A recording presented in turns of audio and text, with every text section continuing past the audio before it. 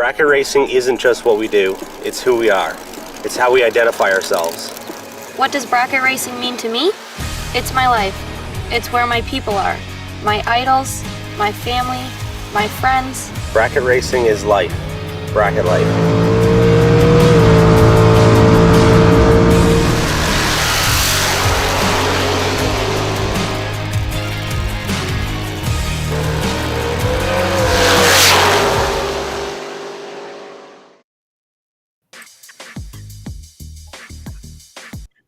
Hello and welcome back to the Bracket Life broadcast.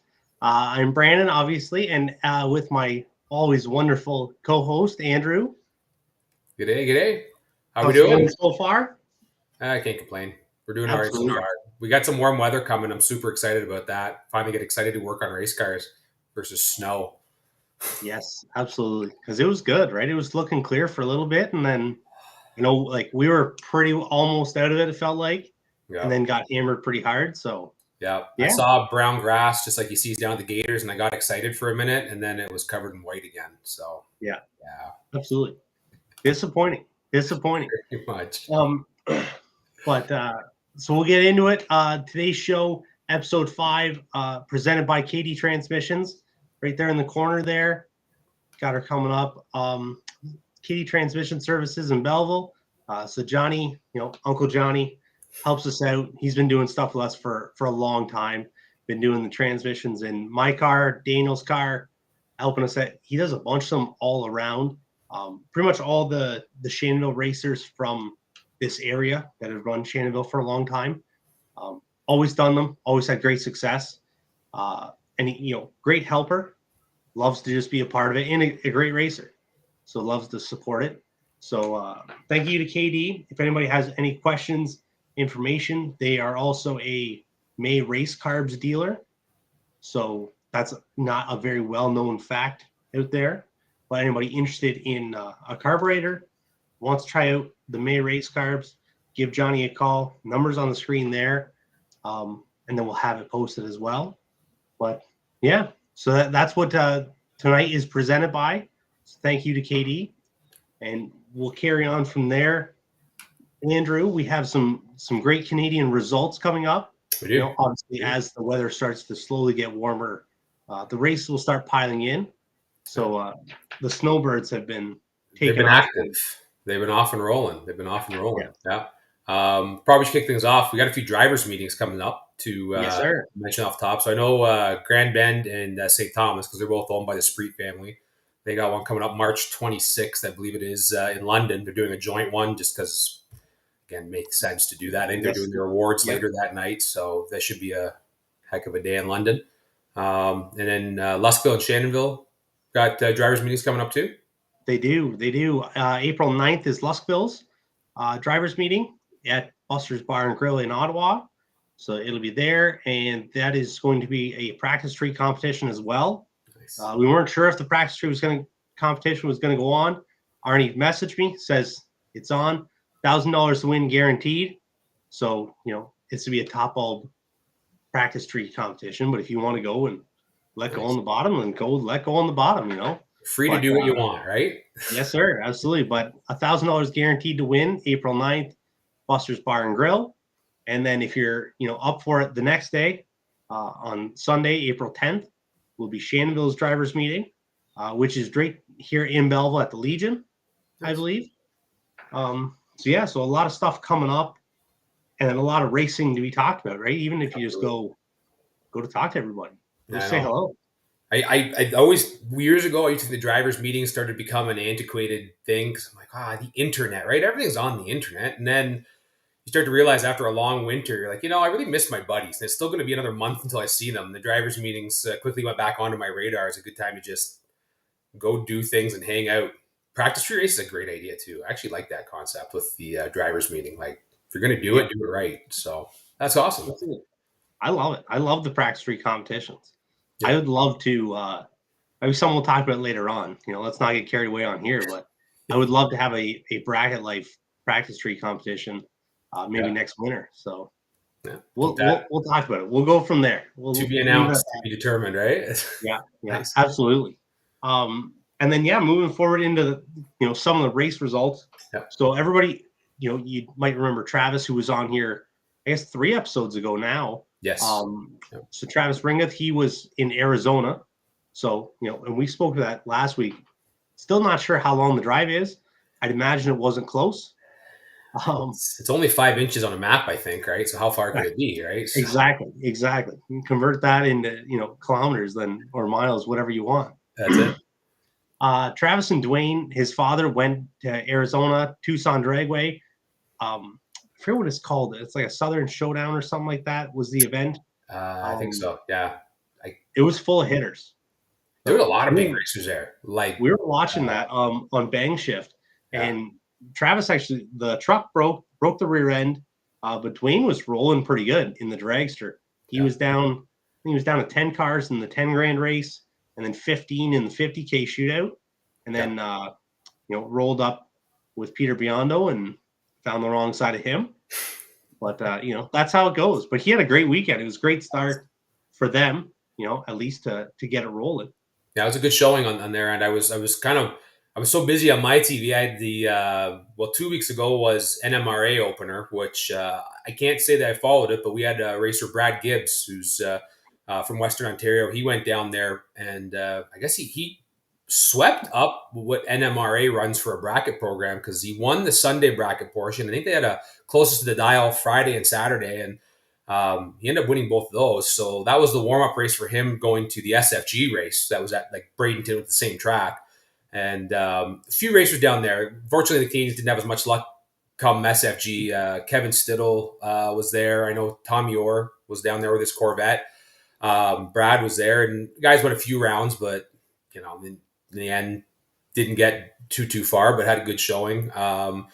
Gainesville, Nhra Openers. Had a lot of Canadians down there, 2-week stretch. A lot of the Canadian guys got a real good look at rain over that stretch. I believe it was referred to as Rainsville, not Gainesville. They scrapped the G. Yeah. Oh, yeah. Just flat out. Yeah. So the opener, I guess, was the Baby Gators. It's the divisional they run before the national event. So I know Charlie Canopic was down there. Mark Pro. Did I get that right? Oh, Prue. Okay. I always have trouble with that. Mark will know we're talking about him. Yeah. I think Rick Stroud was there as well. I think he was rolling down. I think Rick was there. I don't know if Rick was racing. Rick was at the... I saw his name. He did make round 1, I think, in the national event. So I'm not sure if he ran the divisional. I tried to find the divisional events. Note to NHRA, make your events a little easier to see on the divisional level. Drag Race Central does good, but I don't know. It's a shot. My bad. But so Jeff Chatterson did pretty good at the babies, Gators. He went down to the semis and top alcohol. The main event, the national event, was a little tougher on all the Canadians. I think Tyler Scott was there in round 1, a funny car, but he had an unfortunate showing. They got 1 hit because of all the rain. Had some trouble putting power down in round 1. But Jeff Chatterson, Jeff Field, Dan Mercier all qualified for top alcohol. Mercier was number 2. I think he put up a 5:23, and round 1 on the starting line, the chutes pop out after the burnout, heartbreaking. And the guy goes out and I think rattles the tires. Like, you want them to go down and set a national record. Yeah, like just blow it apart. Right? Yeah, and so that was a tough one. I know Charlie was there. Rick was racing. Yeah, Rick raced at the... Okay, so I know they didn't run Super Street at the Gator Nationals, so I figured Mark was... Yeah, because Mark just upgraded his program to run Super Gas.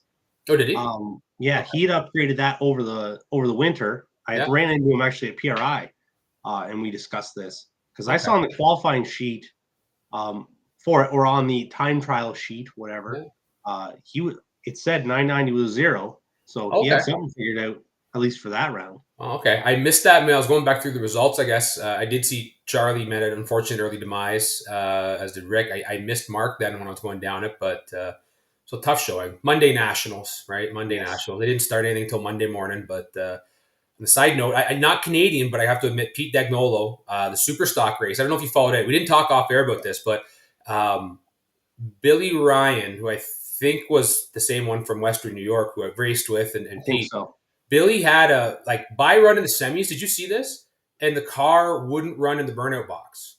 Perfect. Oh, it was just this is the bye to the final to race Pete, and it didn't run. And it was actually the most epic 2 minutes I've ever watched for something that was a broke car. But they got it running, got to the beams, got it staged, And then they had a great final. I think it was a 1 thou margin of or MOV on it, right? And it was a great final. Not Canadian, but just guys that Still kind of close, right? dudes. We've raced with them. Yeah.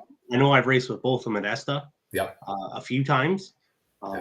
Great Absolutely. racers, good people. So, but anyhow, so that's kind of the Snowbird recap for everyone that we're aware of. There might be some others that went south and did stuff, but I'm sure there is. Right? It is hard to keep up with everybody, and especially the guys at West, because we're still learning everybody's name. You know, but trying to pay attention more. I try and get Travis. I still hear Canada in the background when I hear someone say like, Alberta, Canada, and I pop up and I can't make heads or tails of it, but I'm working on it. So yeah, we'll get there. Get there. So we can jump into it. As you've seen posted through the last 2 weeks, and at the last show, we're talking about point series today. So kind of a lot of aspects to it. We kind of started out. We wanted to look at do's and don'ts. What's good about a point series? What's something that tracks do that aren't good, that kind of steer you away. So we're going to do that. Looking for feedback too. I mean, the comment section at the bottom here, tell us what you think. I mean, we'll be talking about things, and I know for a fact we'll say things that people don't agree with, and I know there'll be things that people go, that's right. That's the way to do it.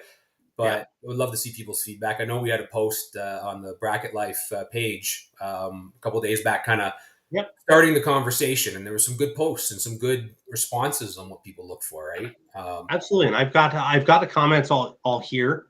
For reference when we get to that point, right? Set up so when we can go through it, because there are so many different parts to look at, and you and I know what we look at for it, but there's a bunch of different stuff, especially people I talked to at West, right? There was straight up just scheduling as to when I can go because I have to fly in and out of the track.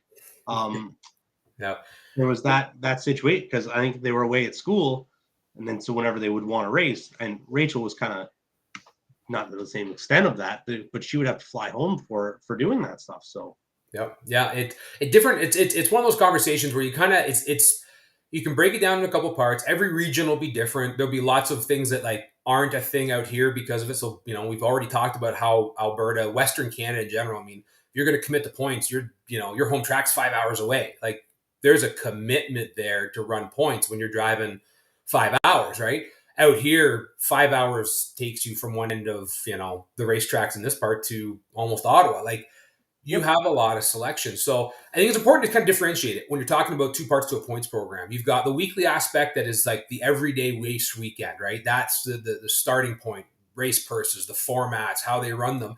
And then I think you got to differentiate it to like the points program, the purse part of it, the aspect that gets into, year end, right? And I think those two sections are all important to come together to make a good program, like a program that everyone buys into. Because if one's lacking, the other one either has to make up for it or it just looks less appealing, right? It's not one of those things where you can have a great payout program weekly with, a great entry fee and then have just a lackluster points program and say, I have the best points program in the world. Yeah, that's right. You don't. And flip side, you could pay $10,000 to win the points program, but if every week it's a gong show to get a points race done, well, you're probably not going to attract a lot of people to want to join the program, even though it's a $10,000 championship to win, right? So it's a balancing act. I think it's a tough one. I think there's some programs out there that do a really good job at it in Canada, and you can open this up to the U.S. too. I mean, there's a lot of border jumping points programs, right? Where we are, Empire and Lancaster in New York are very close. There's a lot of Canadians who live right down in Niagara region who run Lancaster points. So it's as much as a Canadian conversation, there's Canadian aspects to it. You can't eliminate the thought that there are people who live close to borders who run points programs. So back to UA stuff, right? What's easier with COVID? Running U.S. points programs is impossible. Yeah. So let's open it up. So Bob had a good comment here. Saturday, Sunday points days, one trip, two races, less fuel for the rake. Absolutely. I think most places have switched to this. I know there's probably a few. I think this is more of a U.S. kind of thing. Mostly here, I think it's mostly 2-day. I don't know anyone left in Canada that's running single day points programs by design. right? Now, most specifically, like I mentioned, Lancaster and Empire are single day. Like it's Friday night at Lancaster, Saturday at Empire, separate tracks. Now, I think a lot of guys down that way, make that a 2 day, right? That's their 2 days to run in two different Yeah. point series. But yeah, Yep. that's the big thing. I think even now with the way that, I mean, everyone sees gas prices, right? And everyone knows the cost of traveling's gone up at top of everything else going up, right? If you can find race tires, if you can find race parts, I have to begin to think that as you see this year, a smart plan might be is 2 days of racing is good. 3 days might be better. Like start looking at things like that. Like I've always enjoyed, I mean, it doesn't have to all be points, but when you start looking at points programs and things like that, I've always enjoyed programs that tried to add more for the dollar for the trip, whether that's running a Friday night deal with a Saturday, Sunday, or whether that's running a Saturday night deal after the main points program's done.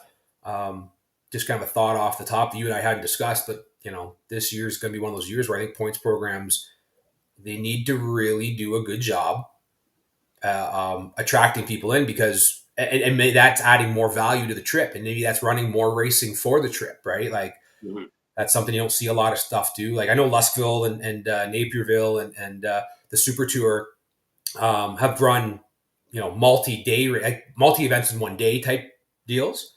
We typically haven't done that much out here. It makes me think maybe we should, because you're going to have to start adding value to the trip when we're talking about the prices we're talking about. And I don't think it's a bad thing in general if you can make it work, do a little less of this to add on that type of thing, right? For sure. And it's got to matter for what the benefit is of joining the points program, right? Because is it just strictly that I pay you this much money to just chase the points? Or, I'll bring the comment up. Is there going to be a lot of bacon there for me to eat every weekend? A great example would be the Super Tour, as Dale's alluding to. For all the Super Tour events, it is 100% guaranteed Angers fun. What that is there's always the party on Saturday night. Now, that's been pushed aside for some events, like you said, about that where we'll run two events in one day. There still always is the party, just sometimes it's a little busier than others. But you join that program, and it's a great. I think it's a very good baseline, I guess, to compare yourself to, because there's not very many point series around here that would be able to rival this that you and I could go to. Yeah. Right. Yeah. $100 to enter the Super Tour points for $3,000 to win Super Pro. Yeah. Now that's only that's Super Pro door cars and Super Pro dragsters. Yeah. So there's $3,000 for each side, and then a bonus 500 on top. Yeah, that's a deep program when you're rewarded $100. Yeah, it's and it pays back 10th further. Yes, 10 spots. Yeah, 10 spots, right? It's Luskville that goes to 20th that I think I saw, right? It's a deep paying program, and it's still getting you're getting your money back for sure. Yeah, I don't so Can-Am stock, super stock. I've never raced with them. I have friends who've raced with them, right? They're another one of those programs that it's a really good championship points fund from top to bottom. And I think if you join the points there, you could finish 27th, and they'd work hard at getting, I think it's $125 to enter the points. You leave with $125 worth of something. Right? Not usually cash, because that's reserved at the top end, but they have a $125 certificate or a $150 certificate or prize package, right? And I mean, they do a really good job finding that stuff and putting, feet on the ground to go get those programs. And that's, I think, a sign that's a strong program, right? They get a lot of people signed up, those who even don't necessarily chase, just because the reality is you're going to put $100 and something down the table, go to the awards gala at the end of the year, and go pick up more than what you entered. Yeah. How do you go wrong with that? You were going to go to those races anyways. Yeah. Right. Yeah. For those guys that do, especially a very niche market like that for stock, super stock, there's not 20 series or events that are set up for these guys in our area that you can go run stock, super stock for. Yeah. So they're going to put a series on that's going to mean something to somebody. If you win it. So then, why would you not go to those events for one? And why not just support the whole deal for the reasons that you said? And they make it a big deal. You win stock super, like a Can-Am championship. I'll call by its right name, Can-Am championship, right?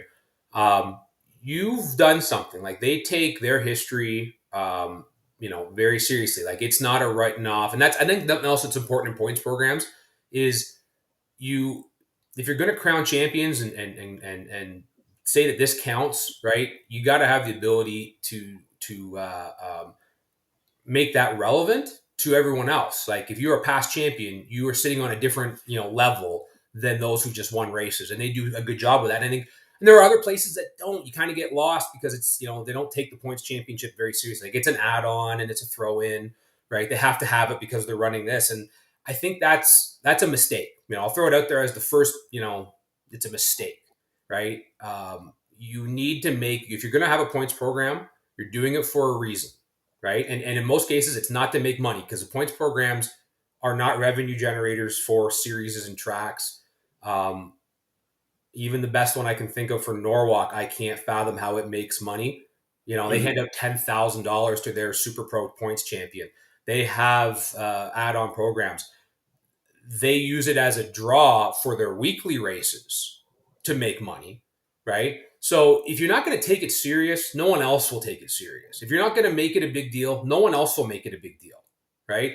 And if you're not going to make it a point of pride that you have a champion, these are your champions, you're going to promote them as the best of the best at your track, then no one else is going to take them serious, right? And you can lead into other conversations on that where, how much is a championship worth to your career or your reputation? And I think depending on where you win it, that's an easy argument to have that it's legitimate or not, right? Because if the track or series or promotion kind of throws it away and next year everyone's back to even and no one knows who last year's champion was, let alone the ones who've won it for the last 10 years, then, does that really matter now? Like I'll go to a place and run because I feel like if I win that's a title on my wall because they take it serious. Right. Yeah. I agree with that 110%.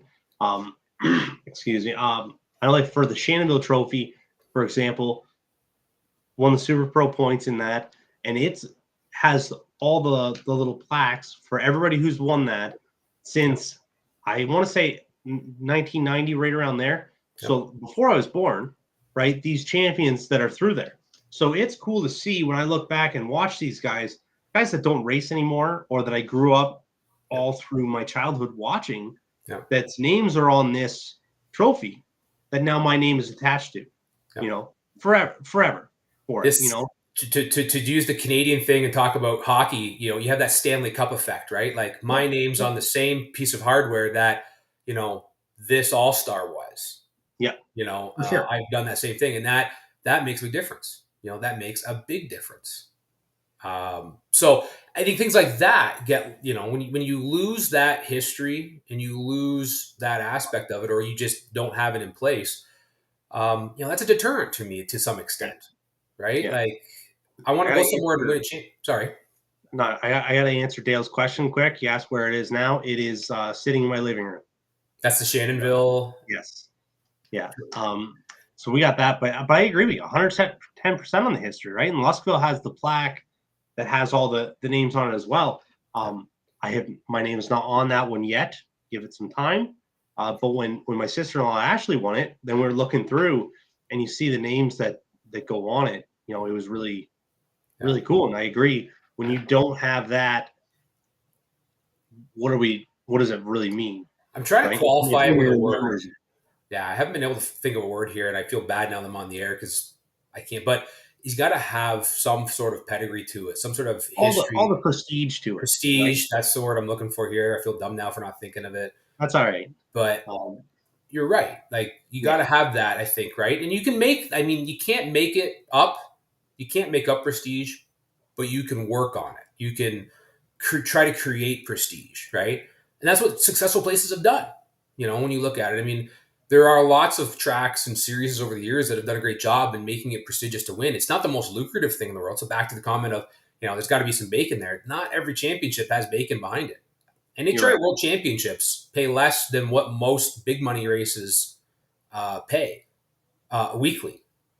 But doesn't take away anything. It's you're an NHRA world champion. Like that's the most highest of high championships you can win in currently in our environment in the sense of bracket or not, right? And that's maybe argumentative, right? Like I've got into conversations with folks, what would you rather do, win the million or win an NHRA world championship, right? One's going to be way more lucrative than the other. There's no question about that. But which one's going to stand the test of time as to, your legacy, if that's something you're thinking about, right, in it? Yeah. Personally, you give me an NHRA World Championship. I've probably got a couple NHRA Wallies now to do that, to get there, right? You had to win something. Yeah. I'd probably make that trade. That's how I look at points racing to an extent. I think we were going to hold this off a little longer and do it later on in the show. But we're on the topic. We might as well go at it right now. For what it means to be a champion, not just an event champion, but from a series or a points champion or whatever you want to refer to it as. Luke Bogacki, right? Everybody knows Luke. Yeah. Everybody does. And most people, if you don't, then if you pay attention a little bit more, you will see him. So I got the three wrote down. So I got three options for you. So what is Luke best known for? Is he best known for being a multi-time NHRA world champion, winning the Spring Fling Million, or winning the Drag Race Results Series points championship and runnering up in the same year? So of those three, NHRA won the million or the Spring Fling Million, not the original one, the Spring Fling Million, and was arguably the Drag Race Results Series was pretty much the largest bracket racing series we've seen in a very long time. It was a who's who type series, no question. There was a lot of names on there running neck and neck for a points championship. It was probably as close to what you're going to get for as big of an all-star series as you could have ever probably seen put together in a very long time. And in all honesty, I'd probably jump out and say the NHRA side is where I'm at, because maybe this is an era thing, but his most recent success, like, he is deadly to me at big money races because he is deadly on the NHRA circuit, because that's what I watch a lot of. Like, I watch a lot of bracket racing in general, don't get me wrong. But, the ability to win on the NHRA level takes a different skill set than the bracket level because of what NHRA is, how it works, 3-day marathons, so many blind passes, coming in round one on Friday morning or Saturday morning, right? But that's a good question, because I think a little bit of that's dictated from how you got to know him. I mean, there's people that are older than us that might go back further. I mean, he was a very well-known bracket racer before he ever got into, class racing in general, right? Mm-hmm. One of the things I looked up last night, and I was going to throw it at you, is similar to Luke Bogacki, right? There are a lot of guys out there who maybe opposite to Luke. Luke got into NHRA racing after he was a well-known big money bracket racer. Okay. Pete Biondo, right? Edmund Richardson, Scotty Richardson. I actually have my notes here. I didn't write them down on this stuff. I went back through and was looking at stuff, and I was curious your thoughts on this, because this fit into the points champion stuff. Like, if you make points racing important, what do you remember people by? What do you when you see someone in the lanes and look and go, okay, that guy won a 10K race. How do you weigh that against someone who was a track champion or a regional champion or a series champion or a national champion, right? Not that you should maybe do this, but it happens every day anyway, right? Mm-hmm. When I was going back through, I had to go back and look. Dan Fletcher was one of them, Anthony Bertozzi. Edmund Richardson and Pete Biondo have combined for 98 NHRA Wallies, okay?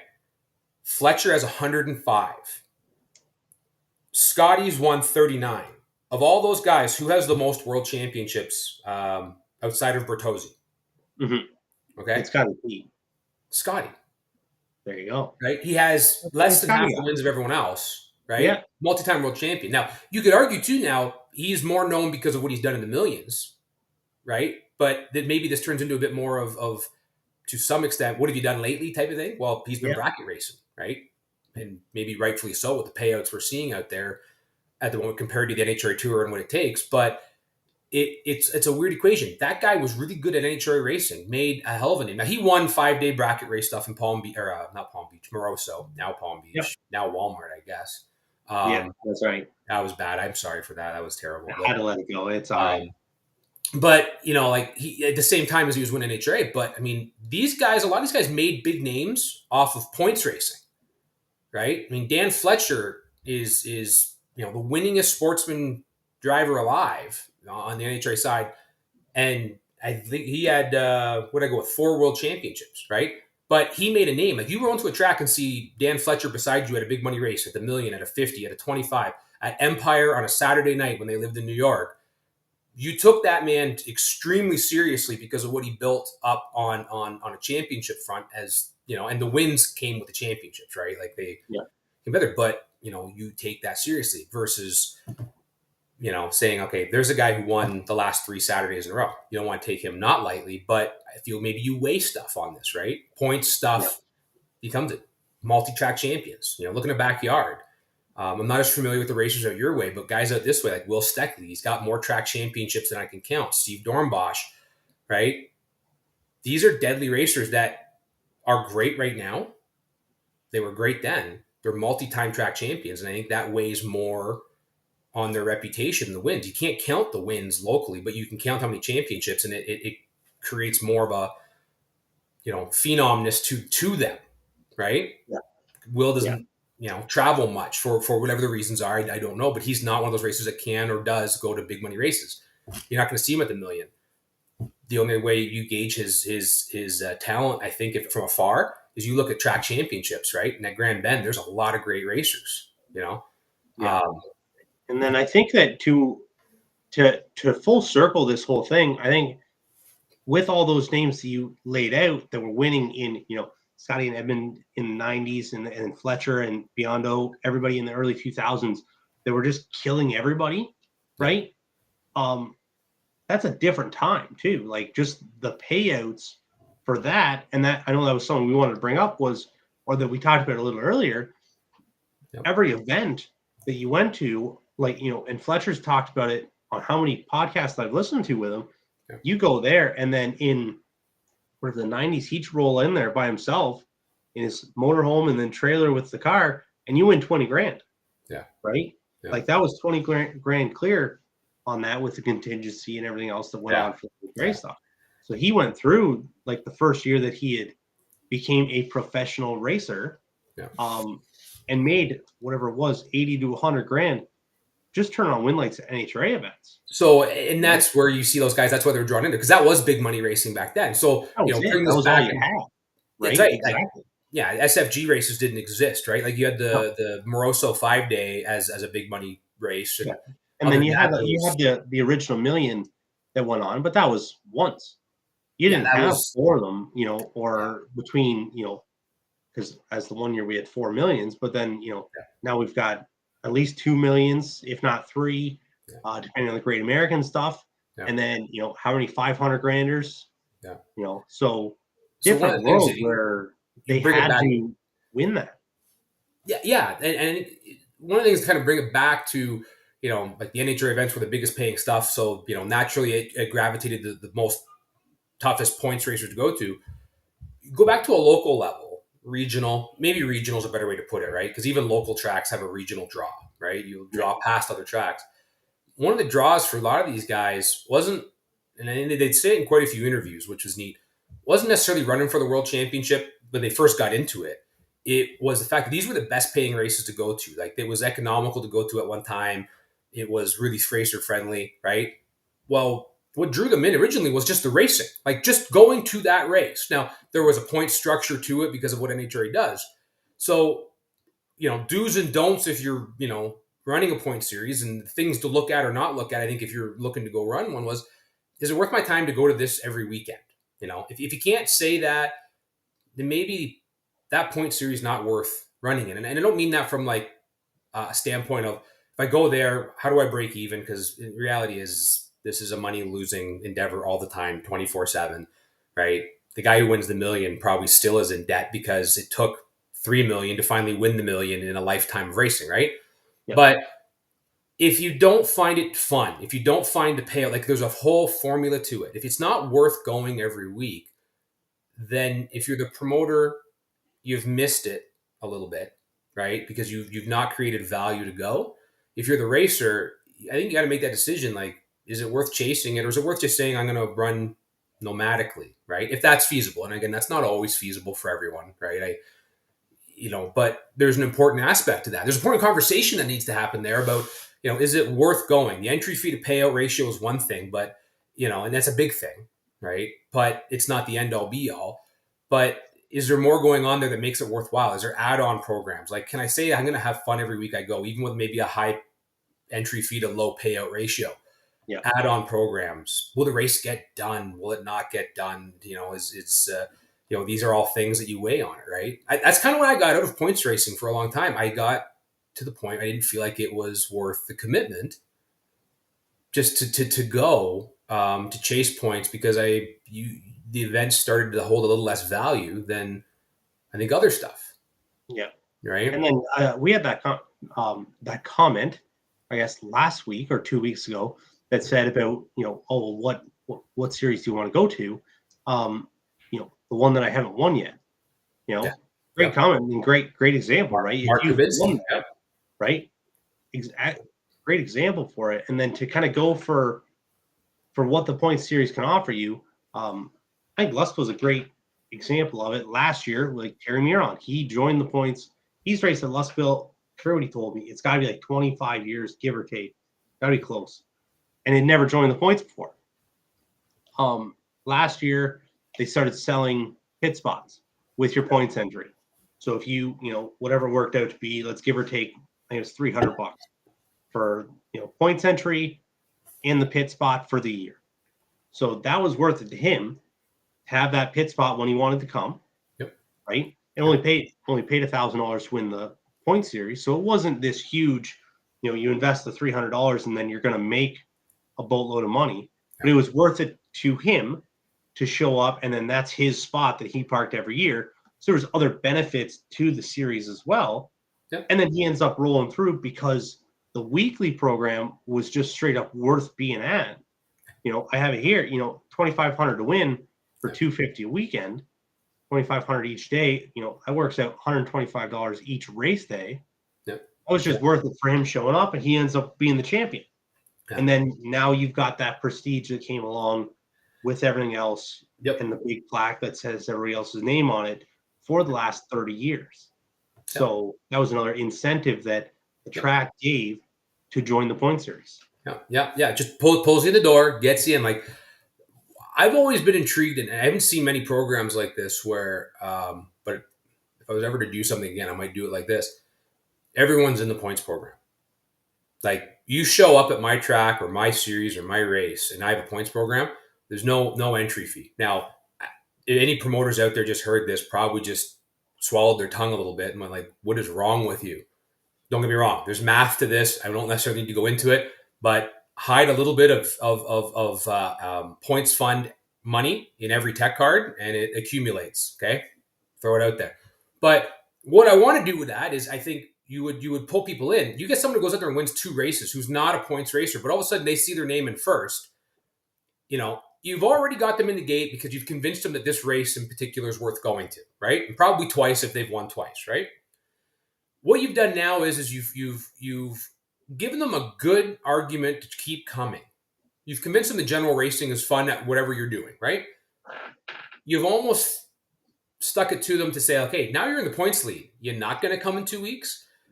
No one really does that program, like, per se. I mean, the NHRA National Tour is kind of like that because it really isn't a points fund, but you have a membership and you have to go to divisional, so it's kind of a points entry, right? You got to go do that. But like, the end result, I feel like, is if you're giving value back, like you've given them a free entry, into this deal, mm-hmm. There's value to it. Because anything they win at that point's almost found money. It kind of feels that way. Like, there's probably a lot of business marketing, business advertising strategy to this conversation, right? But there's actually a great comment that Michael just brought in. Apparently, North Carolina's have already stole my idea. There you go. Right. That's so we're going to stick with that. We're going to stick with that. They stole my idea. Right? Right. I'm never going to be able to go back to North Carolina again without. So, Michael, when you go back to North Carolina, make sure you share that they stole that idea from here. Please don't. Please Absolutely. Well, we have a lot of great comments through here, just like looking through for all the different stuff. Time out, to go back to the Luke thing, what made him known, where people found him, and it just depends on what era you watched him in.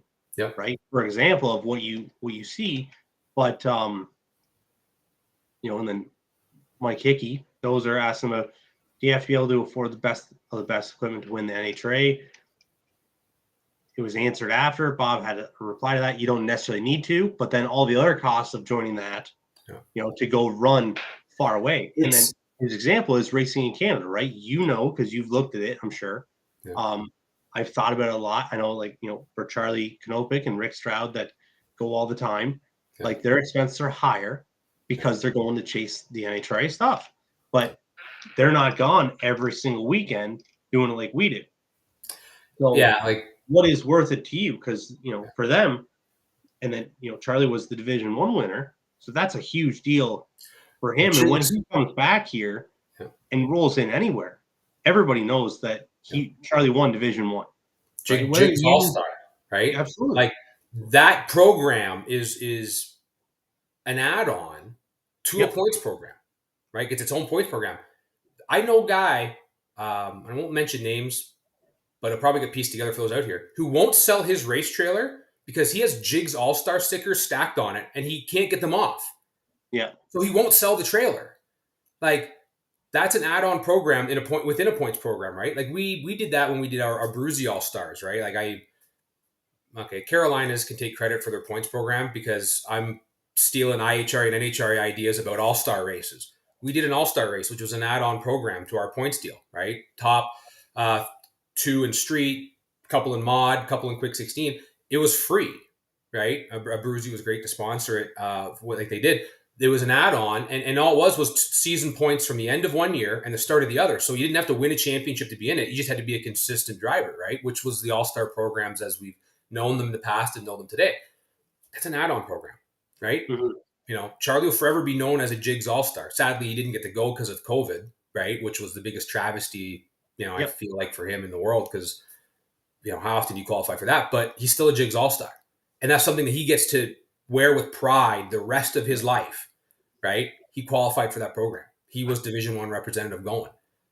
That's big stuff. That's the type of things that, if you can find with a points program, if you're promoting and creating, or find with a program if you're looking around, like, that type stuff is worth it. It's weight in gold sometimes, right? And if you don't do it and you're not looking at them, the program doesn't fit everyone, not every series, but it's stuff like that you got to look at, I think, right? That makes it so worthwhile. And I just wish I'd see more of it. And that's a generality. I'm not trying to pick on one area or other, because I look at Norwalk, like, they do such a great job, and they're, I guess I want to say poster child to points racing, because they do all of these big type programs like I'm talking about. But there are other tracks that I think should do better, that Canada and the US that we've run around to and seen. And even stuff I watch, like, you watch racing and, I see advertisements from tracks in Texas, right? Like, I'll pick on a state that's not even close that I don't go to. Yeah. But, they got a great points race deal. Go to their website and try to find anything about their points champions. Anything. Oh, for sure. And it's like, maybe they aren't suffering from that. And I won't say they are, because I'm not in that world to know. But, like, from afar, it kind of feels like, these guys have been missed. These men and women who may have won this stuff have been, missed out on, right? And I feel like that's a hole in that whole equation, right? If you're doing that type of program. Yeah. And then to go to, to stick on the whole traveling and stuff from Canada, and then stick with the prestige of it to the NHRA level. If I could do it, I would do that. I would run the NHRA tour and try, and whether it was Super Comp or whatever I would run in, I would love to chase an NHRA World Championship. Would I be very good at it? I probably not, because I never tried it before. But you kind of work at it, right? And then I would, with all the challenges that we do have being north of the border, that just is what it is, right? But I think there's a lot to learn from NHRA, good and bad. Yeah. And I know we focused a lot on, I guess, positive aspects of it. Yeah. Looking at kind of the flip side of it for kind of don'ts of point series, because we're not in for trashing anybody or making anybody look bad. And there are situations that it is not great, a point series, right? Yeah. For what we did at Shannonville the last few years, right? It was a fight to survive kind of situation. Yeah. And it was not the best, financially, whatever, positive thing to ever go to. Yeah. But it was 15 minutes away. So we did it and we supported it, and then same with everybody else that was around here that they can't go to Lusco, right? They can't make the 3-hour trip for whatever reason, Yeah. right? Motorhome, money, don't matter, whatever. So sometimes it just kind of is what it is, because everybody knows those places that it's not appealing to go. It's a fight to survive program, right? Like you can see some places that are just trying to survive with the program they're putting together, right? For whatever outside reasons or inside reasons have caused it to get to that point. And then there's other programs that look the same, but are perceived as healthy. Like I would like stuff where you're like year-end programs. I want to see what you're willing to stand up for. Like you're asking me to commit, so you're asking for something up front. I'd like to see a commitment coming back, like some figure on the piece of paper somewhere that says we're going to pay out this. Percentages, I understand. Like I get why you have to do them. That would have been the Shannonville type program where basically it's a percentage payback. We can't really say how many we're going to get because it's fighting to survive. We don't know what we're going to get. There's other programs that like every year you can set your watch to how many people are going to show up, right? So I'm not saying bet the farm and put out that amount of money and pay back that is unrealistic, but put something up to at least say like this is our commitment to this program, providing you make a commitment to this program and show up, which is what essentially you're asking for in points. And it bugs me when there's such a large amount of like we want you to commit to this and come to this, so there's a paid parking spots program like separate to points, let's say, right? Which there are a lot of tracks that do that now. That's a big thing. You go to Empire, you can't. There's nowhere to park that's not a prepaid spot. Pretty much, they got a lot more parking now, but Southern Ontario tracks have gone this route. So okay, you've asked me to grab a parking spot because I'd like to know I have a spot when I do show up to these races. You've got my entry fee for the weekend. You've got my entry fee for the points program. I've got all these upfront aspects to it. Not that they're all necessarily musts, but to make it the way I want it, to have much enjoyment, they're kind of turned to must. And then there's no guarantee on what you're promising me outside of a parking spot, which I paid for separately. Like that sort of stuff starts to get to me, right? Like I look at Empires and I should have looked further into theirs where they pay back, right? Like what their guaranteed points fund is, right? Miss-end on my end. Maybe they have one, maybe they don't. Lancaster, I know is similar. There's paid spots there that's a separate program from points, but I'm always more attracted to someone who's willing to say, this is what I guarantee. If you commit to come race with us, put a number on a piece of paper. And if it's a good number or a bad number, that's for everyone else to decide. Pick a number. Yep. And that's points, like back to my early years comment, the original one. I'm talking about purses at the end of the year. Weekly stuff, there are 1,000 different ways to skin that cat and how you want to do entry fees and payouts because of the way series are set up. I'm just talking about year end, right? 1 through 5, 1 through 10, 1 through 3, whatever you want to sit down and guarantee. But put a commitment up there, right? If you're asking me to commit. On the weekly deal, if you want to do it on, if you have a winning combination where more cars, the more we pay, hey, that's back to my end of trying to figure out whether it's worth going or not. But that's a different situation, right? That's a different promise. That's a different setup along the same overall package. But, that's one of those things I think I look at, not everyone does. Some don't make a difference. Mm-hmm. And then, it sometimes it just is what it is to go to the trying to survive method of it, right? That just might be how it is, right? If racers don't want to pay the extra because is what it is, you want to get paid, well, you got to pay, right? If there's not going to be 100 cars show up and run your event, the money's got to come from somewhere. and absolutely there's sponsorship money you can get and this and that, whatever else. Yeah. That's a lot harder than what it seems, right? It takes Yep. a lot of effort to get a whole lot of sponsorship money to really make a dent in it. Absolutely. So that's where it's tough, because you have to look at both sides of the coin for it. And what type of racers are you getting there, right? Is it a country club style racetrack that we bring our rigs in and we hang out, we have a good time, and we'll make a couple runs around the track and that's fine? Or are you there with a pile of dedicated hardcore competition guys that during the day just want to cut each other's heads off while we're racing for this, right? It also depends on who you're racing with and what the customer looks like. Yeah.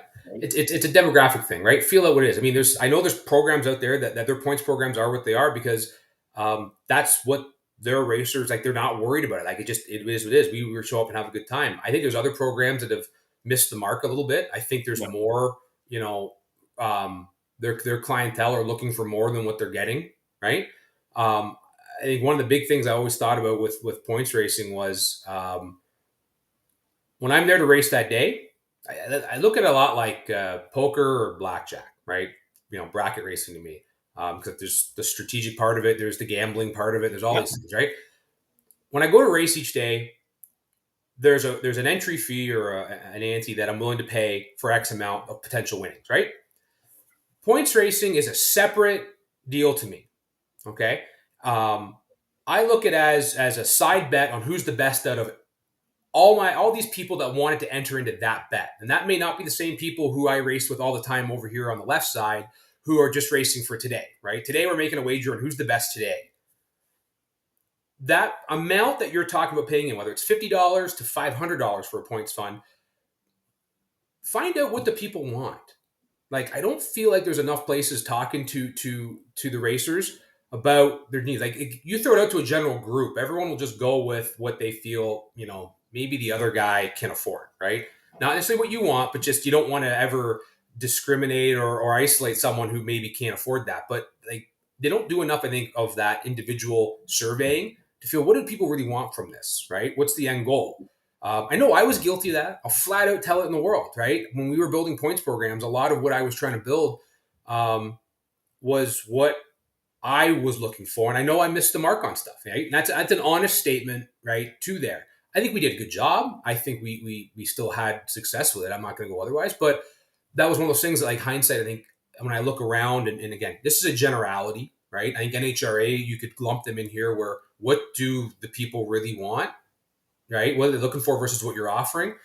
They're not off the mark a ton, but they're off the mark. And I think it's because they don't know what the racers want, because they're not asking them directly enough, right? Point series are very guilty of that as well. And I think they need to understand what their people want. And if they're delivering what they want, usually that's seen in the results at the gate and the results in the points funds, like the entry list. Right? Yeah, the participation for all of it, for sure. Yeah. But they don't always line up. And that's when I'll start to look at it and go, why is that? Right? Mm-hmm. Like, did someone miss the mark, or is there really just no market for that inside of that series or track or style of racing?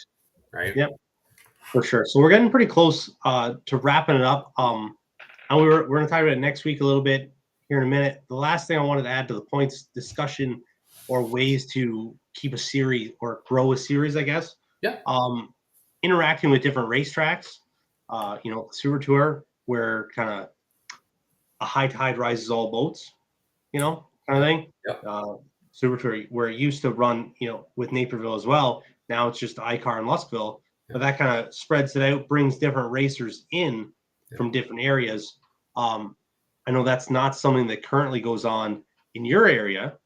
Honestly, I'm a little surprised by it because of how close everybody is.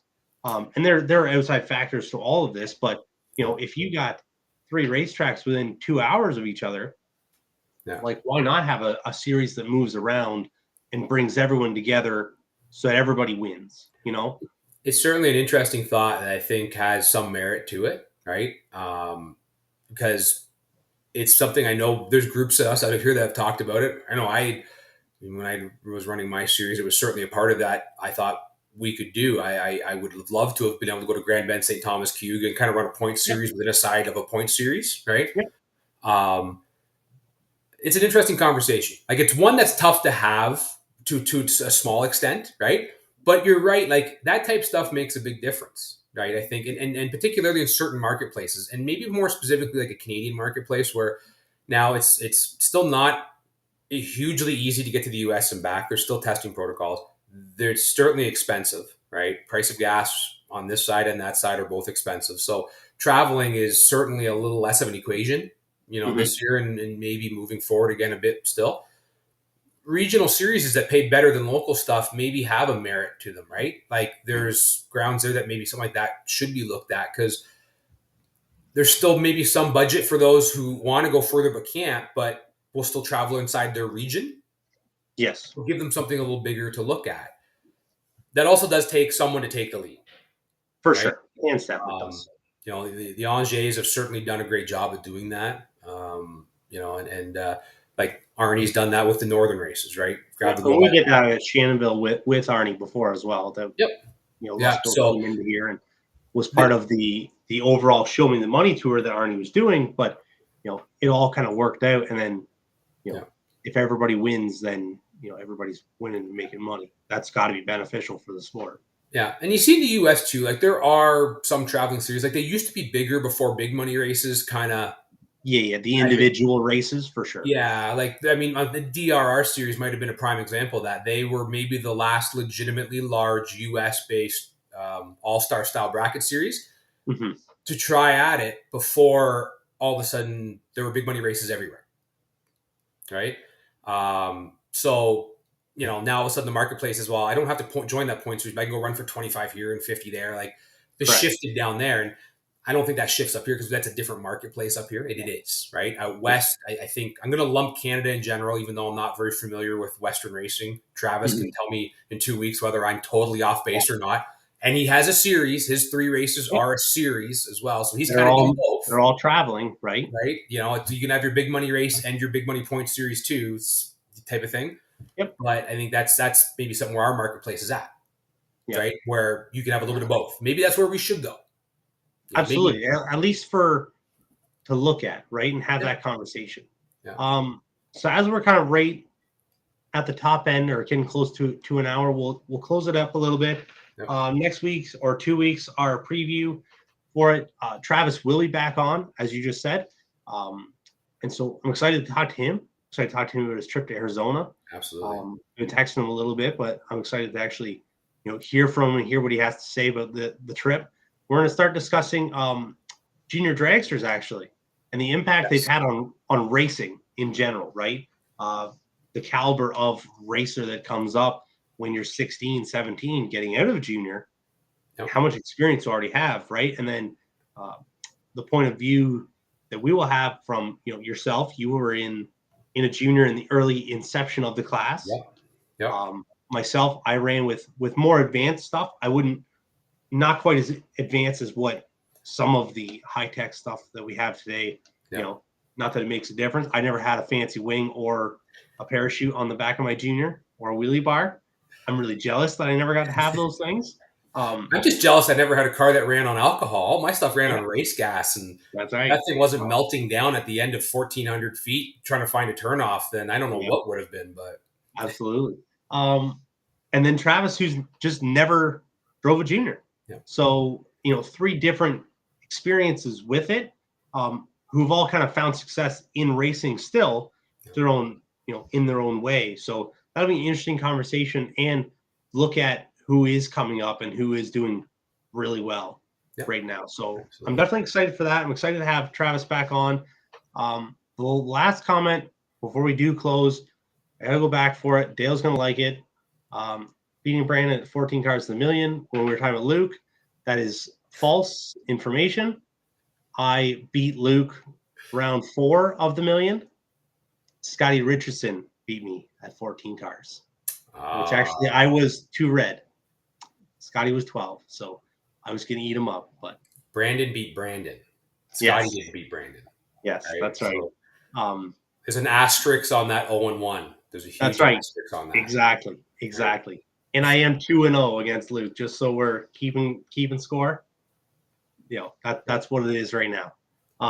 Thank you guys for checking it out, staying with us. All the comments. I know there was a lot going through there, so we didn't get to hit all of them right away. We'll go back through and comment after this on it, give our responses to stuff if we did miss it. But I appreciate it. Right, it's been a lot of fun doing this, having a great time. So thank you. Make sure you check out Bracket Life on Facebook and Instagram. Right, keep up with it. We're posting all the time, doing our blogs, the vlogs through the week. Get on the email list. Let you know what's happening with all the products, when the broadcast is coming up next, different highlights of whatever can be happening. Right. So check that out. Keep track of it. Yeah, I think that's pretty much it. Stay notified for the next show. We'll see you in 2 weeks.